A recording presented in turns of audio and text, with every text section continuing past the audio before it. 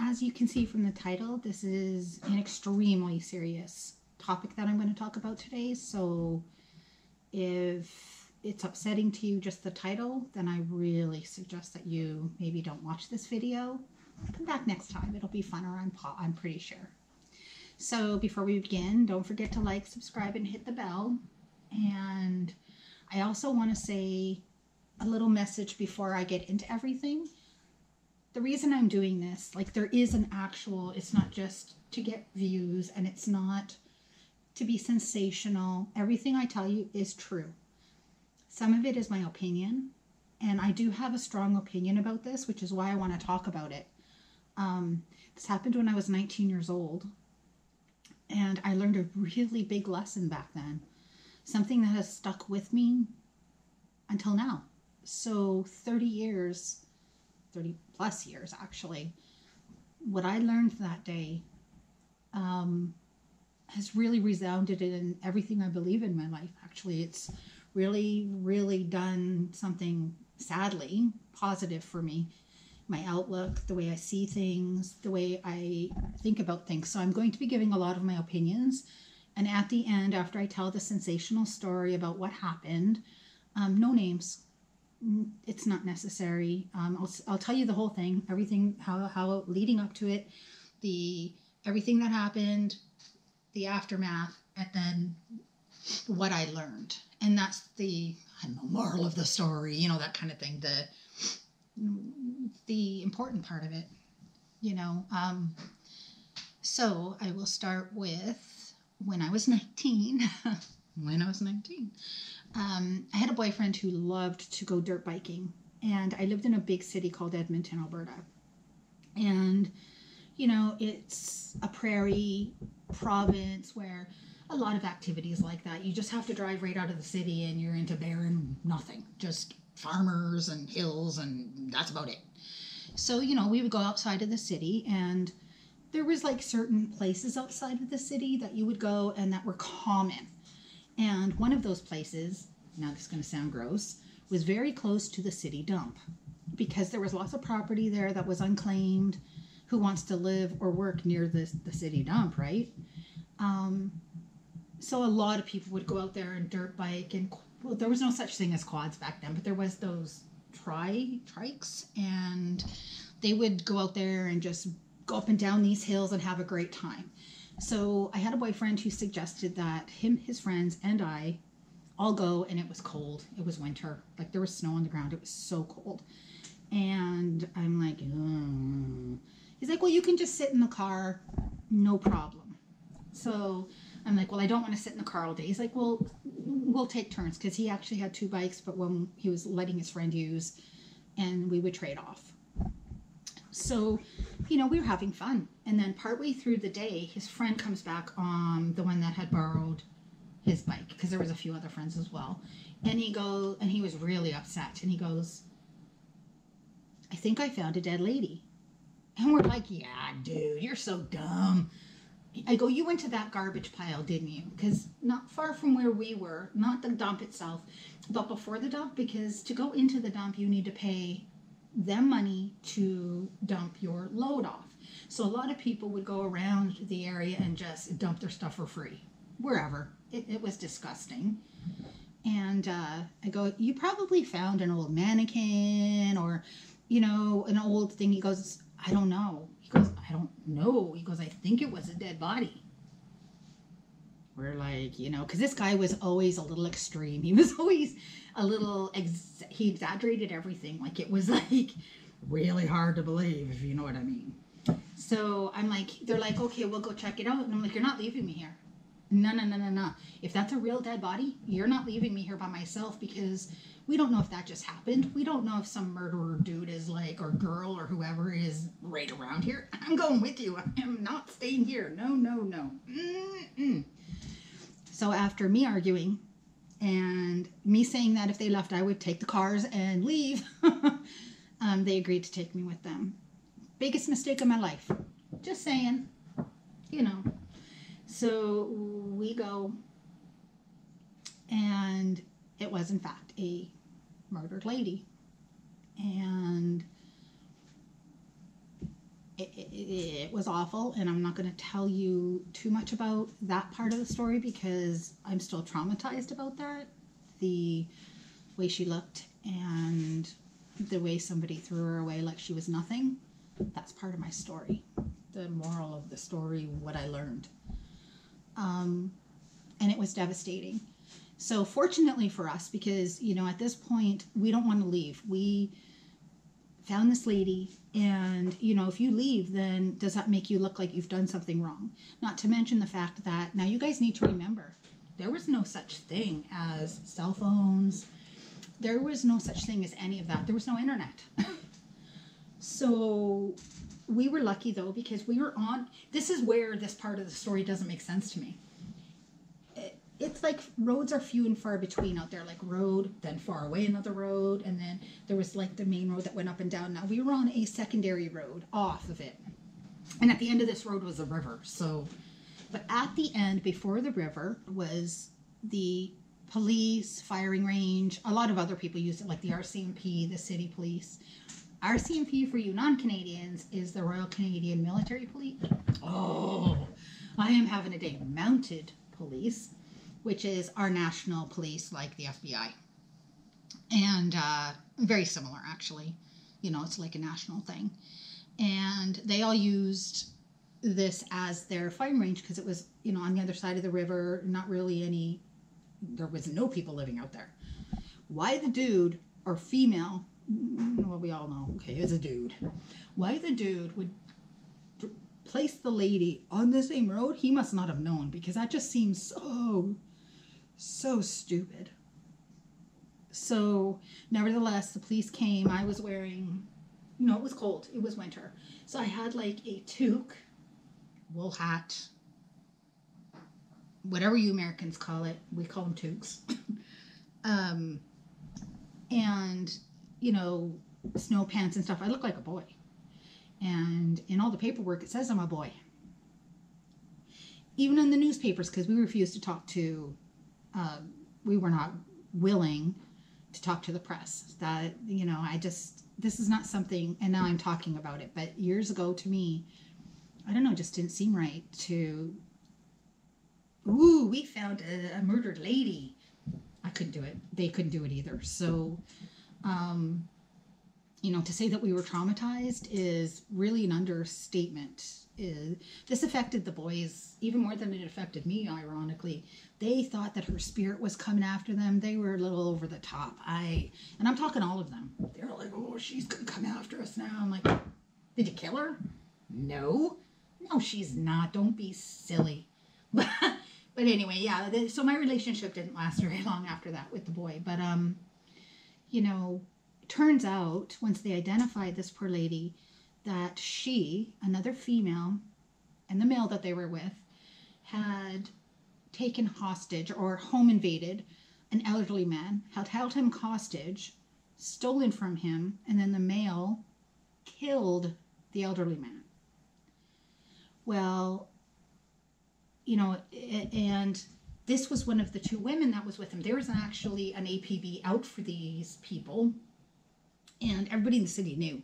Now, I didn't know when we found her, but it turns out later when we found out that, in fact, this was like a big, huge crime. This was like, because these people had killed that elderly man and someone else. So, you know, this is pretty major, major thing. So, you know, it was like the female that wasn't murdered. There was two females. She got caught, and she said, you know, the reason that he killed the other girl was she was going to tell. She was devastated that he killed the elderly man, and she wanted to tell the police what happened. He found out, probably because that chick told him, and he killed her. You know, you find out the two girls were prostitutes. They were Native Canadians, and that doesn't matter as far as anything goes. It matters later on. The fact that they were Native is not because they were Native they did this. That has nothing to do with that. I think the hardest thing for me was going to court, though. Because, you know, once you find somebody murdered, or you become a witness not a witness to the crime, but after. So you go to court, and we had to stay outside because they didn't want us to be, you know, swayed one way or the other in what we were going to say. So I go in, and the first thing, you know, I do my little spiel to the prosecutor. It's all good. It's fine. Then the defense attorney comes along, and he's like, "Why'd you kill her?" And I'm like, "What?" Now you have to remember, I'm 19. I was really innocent and naive. Like, you know, I was really innocent. Not that way. I was just really naive. And, you know, we didn't have TV and internet and all of that. At least I didn't. So all of this was really scary for me. We didn't have shows like NCIS and Law and Order. None of that. So this was freaking me out. And he starts getting louder and angrier. "Did you see this?" And he's plopping pictures in front of me. I didn't see that stuff. I'm like, nope, didn't see it. Didn't see that. Didn't kill her. I swear I didn't do it. And of course I'm crying. I'm hysterically crying. And he kept yelling at me and yelling at me. And finally the judge said, "Okay, I've had enough." So he let me leave. Guess what? Didn't do that to the boys. Only did it to me. I'm like, nice. So I'm the one who gets yelled at, accused of murder. The dude is showing me pictures of her without her. Okay, when we found her, her chest was naked, but the shirt was over her face. We didn't see her face. I've never seen her face. He showed me her face. And there's where the trauma comes in. Go see your daddy. Go see daddy. So, you know, it was, and I'm swinging my stupid lip thing around, you know, it was terrifying for me. And then I seen her face, and that just, oh, it was awful. And I still to this day, my heart bleeds for her. You know, she actually wanted to do the right thing. She never wanted anyone to get hurt. You know, I don't know what her past was. I just know that she was 30 and a prostitute and was involved in something really bad, didn't agree with it, and before she had the chance to say anything, she was murdered for it. So the poor lady gets murdered for that, and I don't know. It was really traumatizing and really awful. And I started thinking about it, you know, after and in the years between now and then, and realized a lot of things. You know, and I started noticing some things, and I started doing some research because, like I said, this really affected me quite deeply. In Canada and United States, Aboriginals and other ethnicities, they don't seem to matter very much. You know, if a white child goes missing, they're going to go crazy looking for that child more so than a Black, Hispanic, Native, or not, Native child. And that's wrong. That is not the way that we should be. We need to stand up and say that every life matters, even a hooker, even a girl who was involved in robbing a gentleman. She didn't deserve to be murdered. And her life, nobody seemed to care that she got killed. I cared. I cared very much that she got killed. Not because I found her, but it made me realize, and I started realizing that if she had been even just white, people would have mattered. It would have mattered more. People would have cared more. But because she wasn't, everybody's like, she deserved it. No, she didn't. Yeah, she robbed an elderly man, and that was wrong. But she wanted to do the right thing. She was with the wrong person, doing something wrong. But like I said, no one deserves to be killed. And I learned, the biggest lesson that I learned is that we need to value life more. We need to value every life more. Every color, every religion, all of it. Because if we don't, what kind of people are we if we don't? If we value one more than another? Or we worry about one more than another? That's not right. That is not right at all. This girl mattered. The children of color that go missing matter as much as that blue-eyed blonde little girl does. They matter the same. They all matter. And yes, I'm preaching at you, and I'm very much aware that I am, and that's why I said at the beginning, this is my opinion. This is not me telling you how you need to feel. This is how I feel. And I have a channel, and so I'm going to express my feelings. I'm going to say the things that I believe, because this is my platform to do that. You may disagree with me. You may not feel that way. You may feel like, okay, these terrorists did something terrible, so Muslim people matter less. No, they don't. They matter the same. We all matter the same. So we need to start treating each other better. Because of this girl being murdered and thrown to the side of the road like she was garbage, I realized that every life matters. Matters so much. And we need to fight for everyone. We need to fight, all of us, you and me. We need to fight for all these people that don't have a voice anymore. And we need to fight for those that aren't as fortunate as we are. You know, like, I know we helped females in Afghanistan, but we need to continue to do so. We need to continue to help people, continue to care. We can't become, like, so much happens out there, and then we become desensitized, right? We sort of, well, somebody else got killed. It is what it is. No, we can't be like that. Every time anything happens, it hurts me. And I'm aware that that's not healthy. But at least I haven't lost the feeling. And I don't know, I'm preaching. I know that I am. And maybe you disagree with me, and I'm going to get a whole bunch of thumbs down, and people are going to be like, oh, she's trying to say that we should care about this. Yes, we should. And if you want to hate me for that, or you want to never watch my channel again, say la vie, I don't care. Because I want people who are compassionate and kind and loving to share this special time with me, to be here with me so that we can have fun. We can do some things that are productive too, though. Like, talk about things that some people don't want to talk about, like how we really do forget about the minorities. And we, you know, I don't believe in white privilege. I'm going to say that, though. I was poor my entire life, and there was no privilege for me. And I'm white. But beyond that, in the sense of policing and so on, there's where my privilege does come in. I believe that. Financially and all of that, no. But yes, it's true. In North America, being a white person is an advantage to me. Being a woman isn't, though. You know, but I want all children, all women, all men of any color, any religion, anything, as long as you're a good person, as long as you are a good person. If you're a bad person, you're a bad person.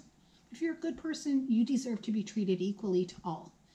You deserve people to care. If your child goes missing and you're brown or you're black or you're Muslim or you're whatever, your child should matter as much as any. And your wife should matter as much, and your husband. And so we need to make sure that happens. We need to start caring. You know, if somebody's a hooker, and you can put white people in that category. In Canada, we have a really big problem with, you know, not really worrying if it's a hooker. I don't care if it's somebody who does that. That does not lessen them. They are valuable still. They are people. And, you know, we need to not forget that. So that's my story, and that is my feelings, and that is how I felt for a really long time. And that's what I learned, is to appreciate all, gay, straight. There's another one, actually. What, because somebody's gay, they don't deserve to be treated the same? Damn right they do. They deserve to be treated no different. If they're assaulted, or they're hurt, or they're murdered, they matter. They matter. They do not deserve that. Ever. Ever. ever. So I'm going to leave you with my heaviness. Be kind, be loving, be thoughtful, care about one another, defend one another, protect one another. We all need to do that. Till next time, bye.